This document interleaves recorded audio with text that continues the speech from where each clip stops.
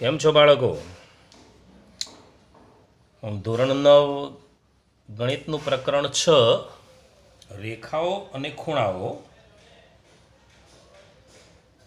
ના પહેલા વિડીયોમાં હું ધર્મેશ પટેલ સ્વાગત કરું છું. હવે રેખાઓ અને ખૂણાઓ એ પહેલા વિશે આપણે બિંદુ વિશે ખ્યાલ મેળવી લઈએ. પહેલી વાત કરીએ બિંદુ.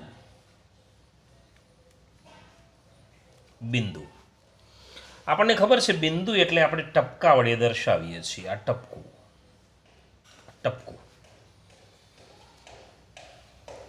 આ ટપકા વડે આપણે બિંદુને દર્શાવીએ છીએ.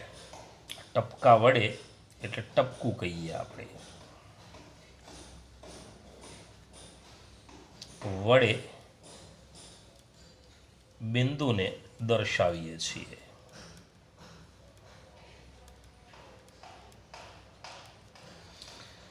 હવે આ જે ટપકું છે એને આપણે બિંદુ કહીશું. કાલ્પનિક છે, ક્યાંય આવું હોય નહીં, પણ કાલ્પનિક છે આ વાત. હવે બિંદુ એ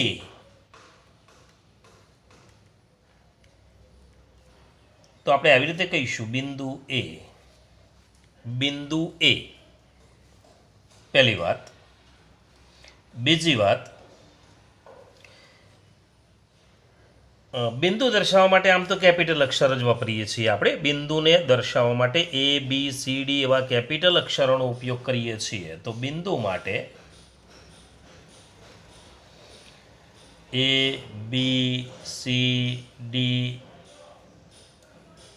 XYZ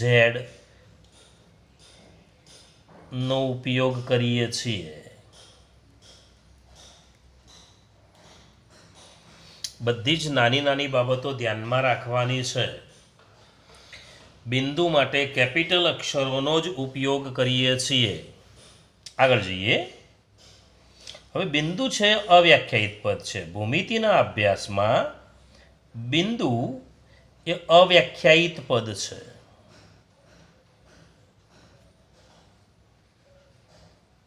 બીજી એક વાત, એ અને બી, આ બિંદુ એ, અહીંયા છે બિંદુ બી, તો આપણે એ અને બી એકનું એક બિંદુ નથી એટલે એ નોટ ઇક્વલ ટુ બી કહીશું. એ નોટ ઇક્વલ ટુ બી આવું જ્યારે લખેલું હોય તો સમજી લેવાનું કે બંને ભિન્ન બિંદુઓ છે. અને કદાચ કોઈ વાર એવું હોય કે આ બિંદુ છે એને એ પણ કહેલું હોય, એને બી કહ્યું હોય, તો આપણે એ ઇક્વલ ટુ બી કહીશું. એ ઇક્વલ ટુ બી. આ થઈ બિંદુની વાત. પણ બિંદુઓ ભેગા મળે એટલે આપણને ખબર છે કે રેખાખંડ, કિરણ કે રેખા બને છે. પહેલાં રેખાની વાત કરી લઈએ આપણે. આ પહેલો મુદ્દો હતો બિંદુનો. બીજો મુદ્દો છે રેખા. પહેલી વાત, રેખા અવ્યાખ્યાયિત પદ છે.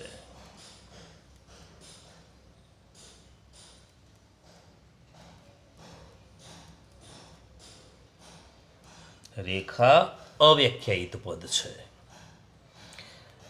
રેખા દોરવા માટે ઓછામાં ઓછા બે બિંદુઓ જોઈએ.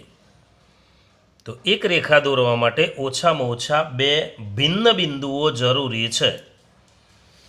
એક રેખા દોરવા માટે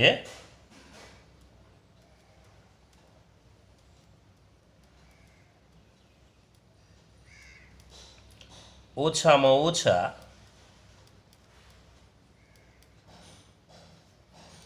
બે ભિન્ન બિંદુઓ જરૂરી છે.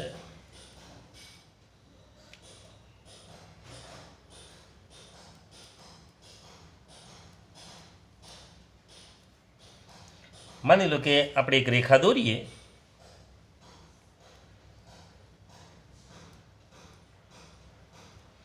આ રેખા ઉપર બે બિંદુ લઉં છું, એ અને બી. આને આપણે એ બી રેખા કહીશું. રેખાને દર્શાવવા માટે સ્મોલ લેટરનો પણ ઉપયોગ થાય છે. એટલે આખું એક નામ આપવું હોય તો સ્મોલ એલ, સ્મોલ એમ, સ્મોલ એન એવું કહી શકાય. તો રેખાને દર્શાવવા માટે આ સ્મોલ લેટરો પણ વાપરી શકાય. તો હું લખી દઉં જરાક. રેખાને દર્શાવવા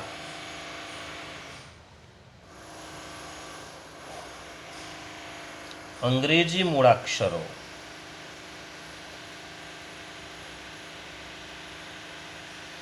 જેવા કે એલ, એમ, એન, L1,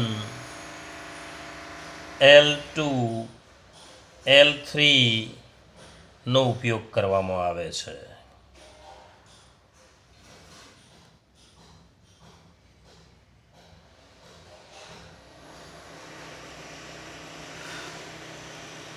તો રેખા દર્શાવવા માટે જેમાં એલ લખ્યો એવો એમ પણ હોઈ શકે, એન પણ હોઈ શકે, L1, L2, L3. રેખા ઉપર અસંખ્ય બિંદુઓ હોય. રેખા ઉપર બિંદુઓ અસંખ્ય છે. તો રેખા અસંખ્ય બિંદુઓની બનેલી છે. હવે બીજી એક વાત કરીએ કે રેખા માટે આપણે સંકેત આવો વાપરીએ છીએ. એ બી રેખા, આ રેખા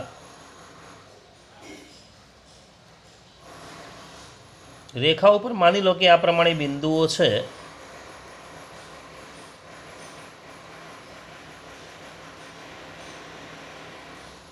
આ રેખાનું નામ એમ છે. તો જુઓ, આ રેખાને એ બી રેખા પણ કહી શકાય, આ રેખાને એસી રેખા પણ કહી શકાય. બિંદુઓ બોલવા હોય તો બે બોલવા પડે. આ રેખાને આપણે એ બી રેખા પણ કહીશું, રેખા એ બી એમ પણ કહીશું. તો રેખા એ બી કહેવાય, રેખા એસી કહેવાય, રેખા એડી કહીશું, રેખા એઈ કહીશું, બીસી રેખા પણ કહી શકાય, બીડી રેખા પણ કહી શકાય, બીઈ રેખા પણ કહી શકાય, સીઈ રેખા કહી શકાય, ડીઈ રેખા કહી શકાય અને એમ પણ કહી શકાય. આપણે આટલી રીતે એને દર્શાવી શકીએ. જુઓ, એમ બરાબર આ એ બી ઉપર રેખાની નિશાની ના કરવી હોય તો રેખા એ બી એવું શબ્દોમાં લખાય. આવી રીતે જુઓ, એમ બરાબર એ બી રેખા. એસી રેખા પણ આને કહેવાય, તો આને રેખા એસી પણ કહીશું. આને રેખા એઈ પણ કહી શકાય, આને રેખા એડી પણ કહી શકાય, આને બીસી રેખા પણ કહી શકાય. આ પ્રમાણે લખી શકાય. આને રેખા બીડી પણ કહી શકાય, રેખા ડીઈ પણ કહી શકાય. તો એક જ રેખા ઉપર બિંદુઓ આપેલા હોય એના આધારે નામ આપી શકાય. હવે રેખામાંથી જ એક ટુકડો કાપી લઈએ. આ રેખા છે, માન લો કે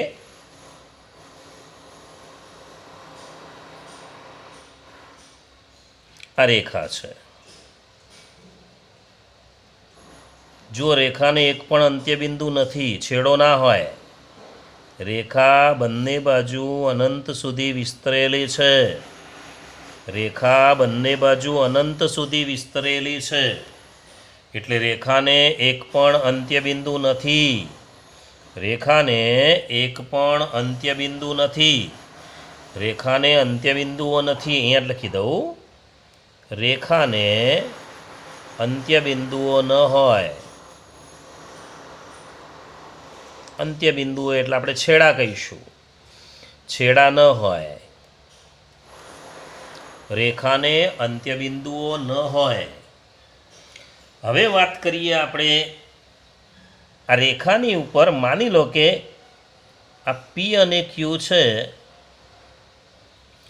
તો પી ક્યુ જેટલો જ ટુકડો લઈએ, આ બાજુ અનંત છે નહીં લેવાનું, આ બાજુ અનંત છે નથી લેવું, આટલો ટુકડો જ લેવો છે.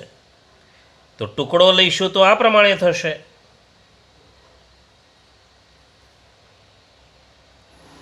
આ પ્રમાણે થશે અને આને આપણે રેખાખંડ કહીશું. તો જુઓ, રેખાખંડને બે અંત્યબિંદુ છે, બે છેડા છે.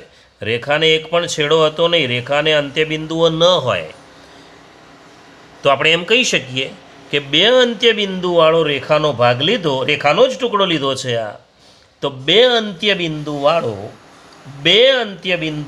જો અંત્યબિંદુઓ બે છે, પી અને ક્યુ, બે અંત્યબિંદુવાળો રેખાનો જે ભાગ લીધો આપણે, એ ભાગને આપણે રેખાખંડ કહીશું.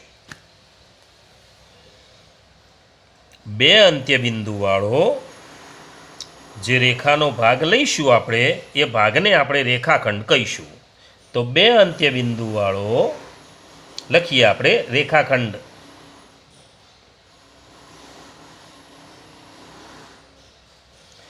બે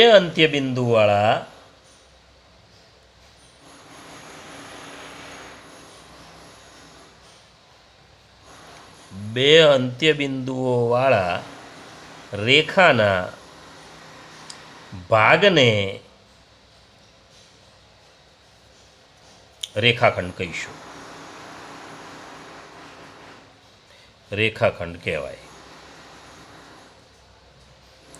બે અંત્યબિંદુઓવાળો રેખાનો ભાગ, એને રેખાખંડ કહીશું. લાઇન સેગમેન્ટ કહીશું આપણે એને. રેખા એટલે લાઇન, રેખાખંડ એટલે લાઇન સેગમેન્ટ.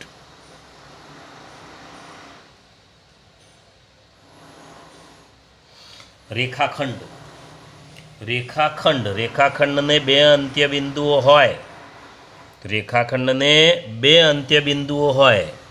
રેખાખંડ એબીને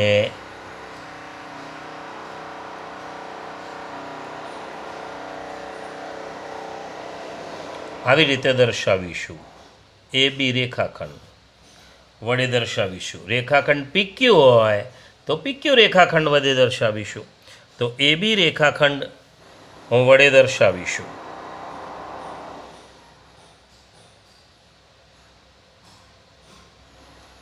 ચાલો, રેખાખંડ એબીનું માપ લખવું હોય, રેખાખંડ એબીનું માપ એટલે એબીની લંબાઈ, રેખાખંડ એબીની લંબાઈ. ચાલો, રેખાખંડ એબી આ પ્રમાણે પણ લખી શકાય. એબી રેખાખંડ, રેખાખંડ એબીની લંબાઈને ખાલી એબી વડે દર્શાવીશું.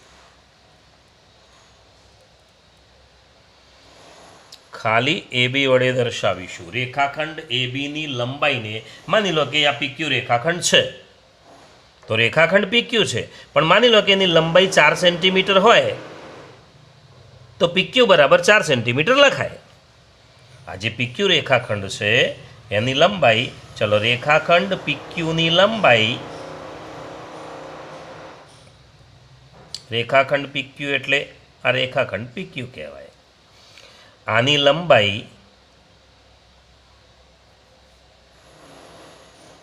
4 સેન્ટીમીટર હોય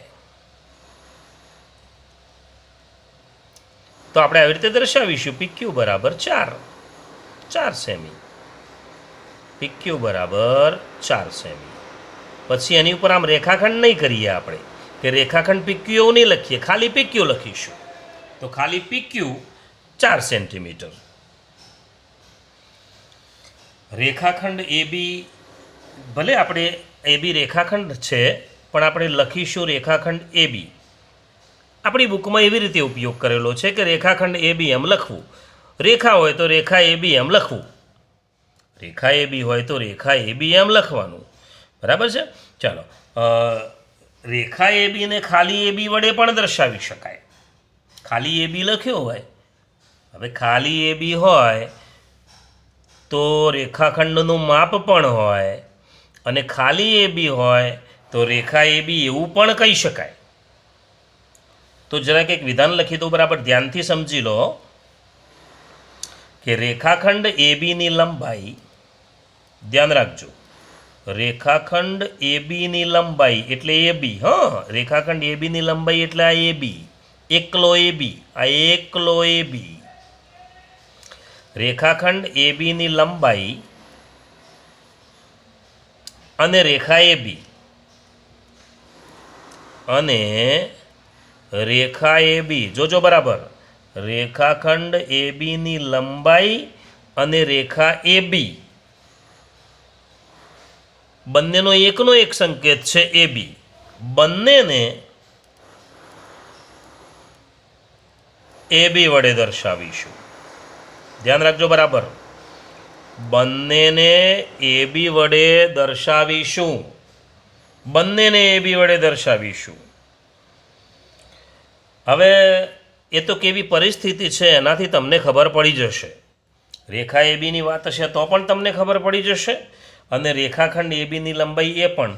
એટલે કયા સંદર્ભમાં છે એ સંદર્ભથી તમને કમ્પ્લીટ સ્પષ્ટ થઈ જશે આ વાત. પણ બંને માટે આપણે એક જ વસ્તુ વાપરીશું. આટલું થોડું આપણે ધ્યાન રાખવાનું છે. આ લંબાઈ બતાવે છે રેખાખંડની, આ રેખા એ બી. બંનેને આપણે એ બી વડે દર્શાવીશું, પણ જ્યારે અભ્યાસ કરીશું એટલે એનો અર્થ એના સંદર્ભથી તમને ખબર પડી જશે.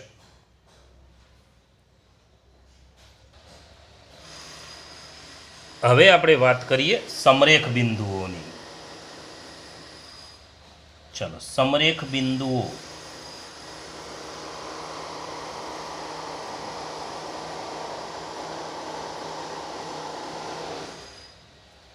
સમરેખ બિંદુઓ એટલે જે બિંદુઓ એક જ રેખા પર આવેલા હોય. જો બે બિંદુ હશે તો એક જ રેખા ઉપર હશે. કોઈ પણ બે બિંદુ તમે લેશો, ગમે તે બે બિંદુ લેશો એટલે એમાંથી એક જ રેખા પસાર થાય. બે બિંદુમાંથી હંમેશા એક જ રેખા પસાર થાય. પણ બેથી વધુ બિંદુની વાત છે એટલે ત્રણ બિંદુ, ત્રણ કે તેથી વધુ બિંદુ એક જ રેખા ઉપર હોય. ત્રણ કે તેથી વધુ બિંદુઓ એક જ રેખા પર આવેલા હોય તો એ બિંદુઓને આપણે સમરેખ બિંદુઓ કહીશું. તો વ્યાખ્યા લખી દઈએ. ત્રણ કે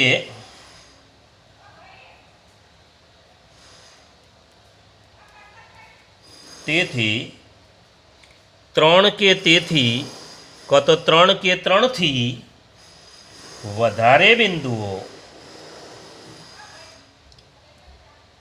ત્રણ કે તેથી વધારે બિંદુઓ એક જ રેખા પર આવેલા હોય, એક જ રેખા પર આવેલા હોય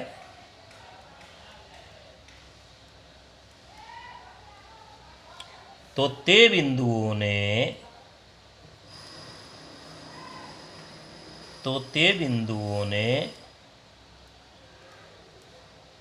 સમરેખ બિંદુઓ કહે છે.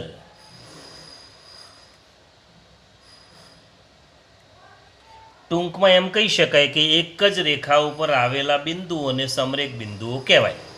તો ત્રણ કે ત્રણથી વધારે બિંદુઓ, આ ત્રણ કે તેથી વધારે લખશો કે ત્રણ કે ત્રણથી વધારે લખશો, એકની એક જ વાત છે. તો ત્રણ કે ત્રણથી વધારે બિંદુઓ એક જ રેખા પર આવેલા હોય તો તે બિંદુઓને સમરેખ બિંદુઓ કહે છે. અસમરેખ બિંદુઓની વાત કરીએ. ચાલો,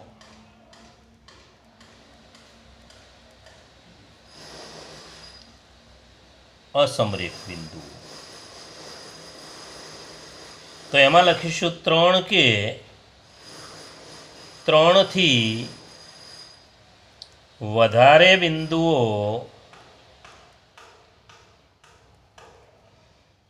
એક જ રેખા પર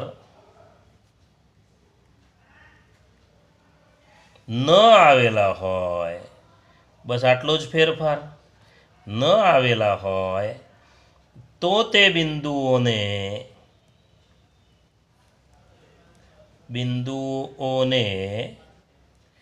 અસમરેખ બિંદુઓ કહે છે.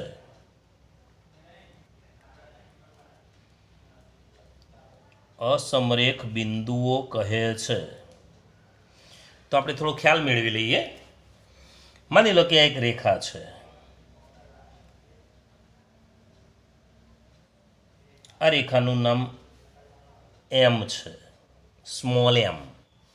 આના ઉપર બિંદુઓ છે એ, પી, એક્સ, ઝેડ, અહીંયા છે વાય, અહીંયા છે ટી, અહીંયા છે એમ, અહીંયા છે કે.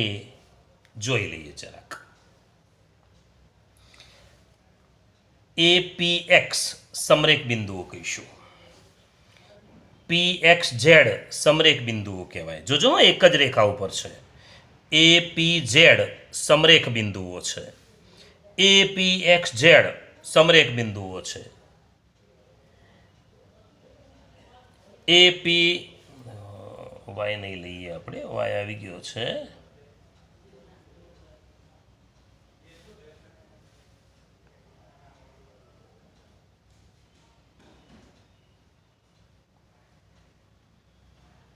એ પી ઓ એક્સ ઝેડ સમરેખ બિંદુઓ કહીશું. તો ત્રિપુટીઓ લખવી હોય, ત્રિપુટીઓ એમ કે સમરેખ બિંદુની ત્રિપુટી લખો તો ત્રિપુટી એટલે ત્રણ ત્રણ વસ્તુ લખાય. આપણે ત્રિપુટીઓ લખીએ, સમરેખ બિંદુઓની ત્રિપુટીઓ. ચાલો,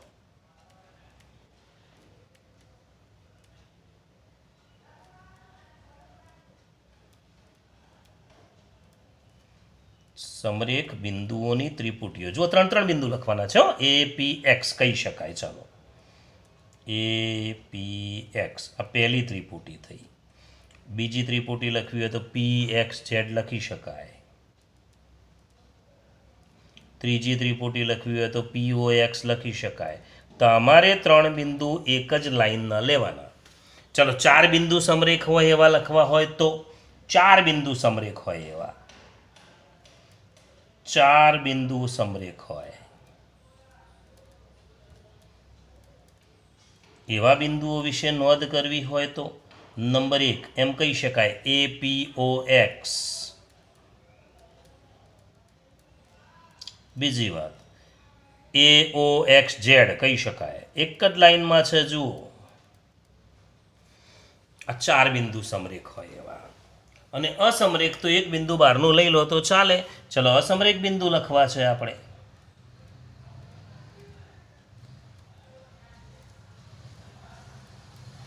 તો અસમરેખ બિંદુ આપણે ત્રણ વાળા લખવા હોય, માની લો કે, તો એ પી એમ એક બિંદુ બહારનું લઈ લેવાનું. બધા બહારના હશે તો પણ ચાલશે. વાય એક્સ ઝેડ કો તો વાય કે ઝેડ ટૂંકમાં એક જ રેખા ઉપર હોવા જોઈએ નહીં. ચાર બિંદુ લખવા હોય તો ચાર પણ લખી શકાય. એ ઓ વાય ટી,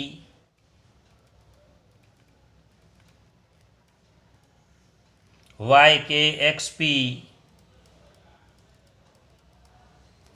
આ અસમરેખ બિંદુઓ થયા. તો સમરેખ અને અસમરેખ બિંદુની વાત થઈ. સમરેખ બિંદુ કોને કહીશું? તો એક જ રેખા ઉપર હોય એવા બિંદુઓ. અસમરેખ બિંદુ કોને કહીશું? એક જ રેખા ઉપર ન હોય એવા બિંદુઓ. હવે આગળ વાત કરીએ આપણે કિરણની. કિરણ. ચલો, આપણી જોડે એક રેખા છે.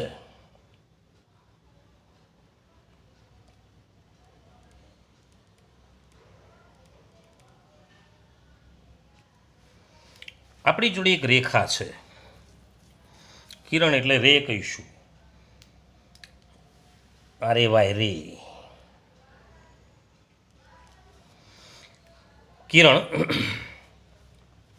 તો આ એક રેખા છે.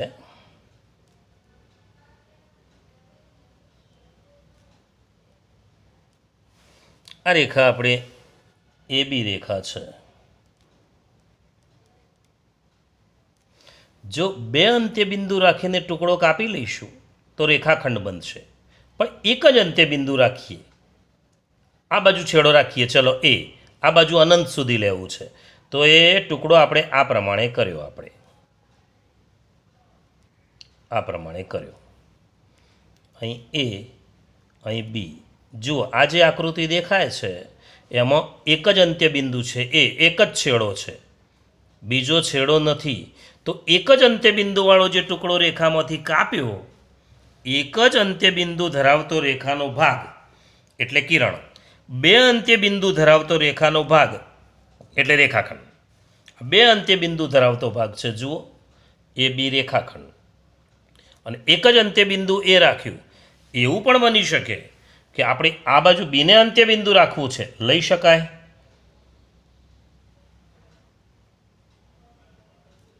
બીને અંત્યબિંદુ રાખ્યું. અહીં એ છે, આમ અનંત સુધી લઈ જઈએ. ચલો, તો આ બી એ કિરણ કહીશું. આ એ બી કિરણ કહેવાય. આ બી એ કિરણ પહેલું અંત્યબિંદુ હોય એ બોલવાનું. તો આ બી એ કિરણ કહીશું. આને આપણે એ બી કિરણ કહીશું. ટૂંકમાં રેખાનો એક અંત્યબિંદુવાળો ભાગ, રેખાનો એક અંત્યબિંદુવાળો ભાગ. તો આપણે વ્યાખ્યા એવી લખીશું કે એક જ અંત્યબિંદુ ધરાવતો રેખાનો ભાગ. ચાલો, એક જ અંત્યબિંદુ ધરાવતા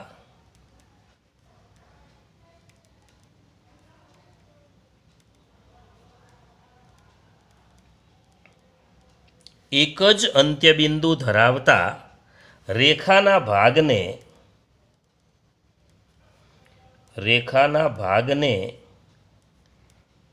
કિરણ કહે છે. તો આ જે કિરણ દેખાય છે તમને, આ એ બી કિરણ છે, આ એ બી કિરણ છે. તો એ બી કિરણ છે. કિરણને સંકેતમાં દર્શાવીશું એ બીની ઉપર કિરણની નિશાની. કિરણ એ બીને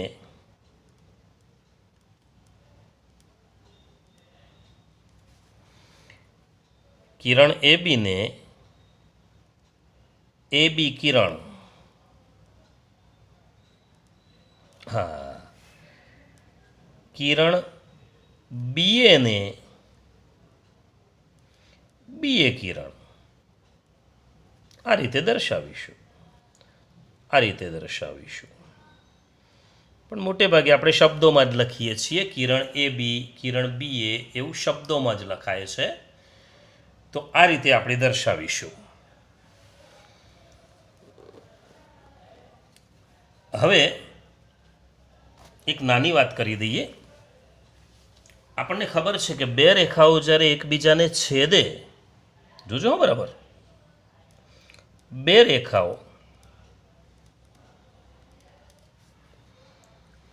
પરસ્પર એકબીજીને છેદે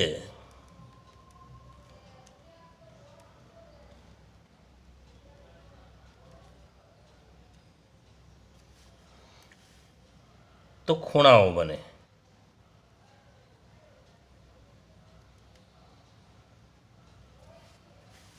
એક વાત થઈ. અને બીજી વાત,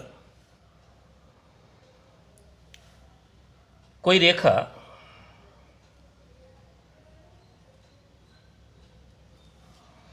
બે કે બેથી વધારે સમાંતર રેખાઓને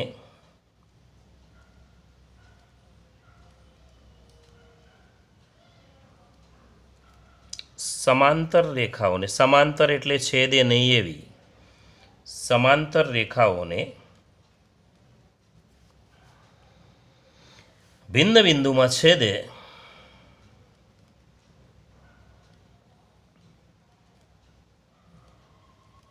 તો ખૂણાઓ બને.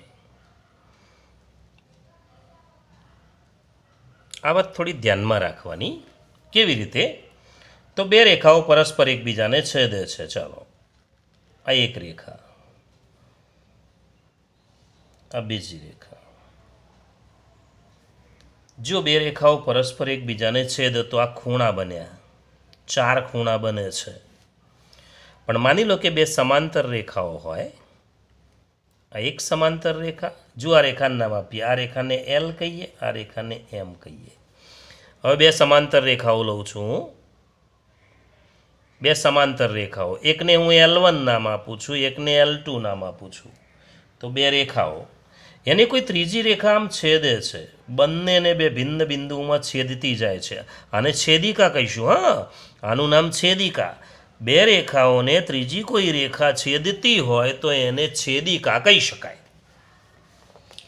તો આવું હોય તો પણ ખૂણા બને. જુઓ, 1 2 3 4 5 6 7 8, આમાં 8 ખૂણા બન્યા.